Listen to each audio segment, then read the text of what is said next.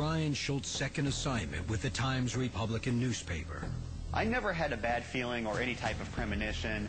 As the tank was about to set over the legs, I had a camera up to my face and was focused in on getting a good shot. Brian got the shot, and a shock of a lifetime.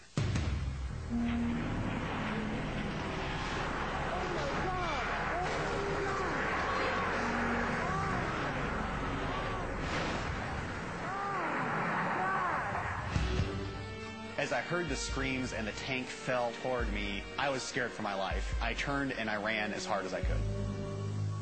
It was a heartbreaking moment. The pit drops in your stomach, you become nauseous. Almost immediately, tears sprang to my eyes. It was the most sobering thing I'd ever seen in my life.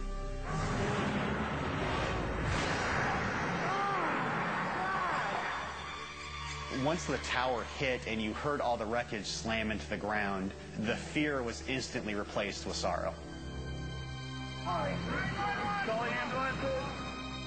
Brian transformed from reporter to rescuer.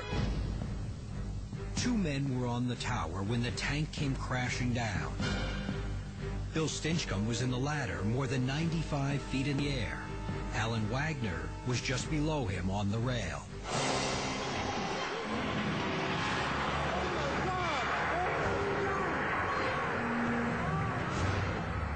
Wasn't breathing when Brian got to him.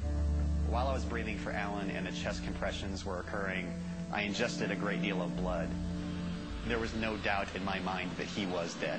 But he had a mother, he had relatives who cared about him, and there was no way that anybody at that scene was going to let him lie there without helping him.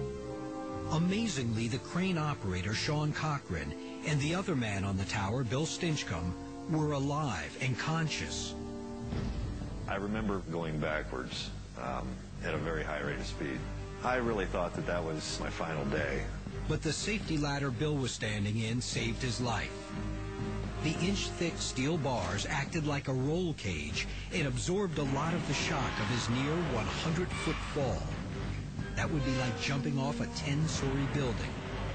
It's a safety cage that goes up the entire length of the ladder to prevent falls. When I finally reached the ground, the rest of the cage was completely collapsed except for about the last 15 foot of the cage, and that's the part of the cage I was in.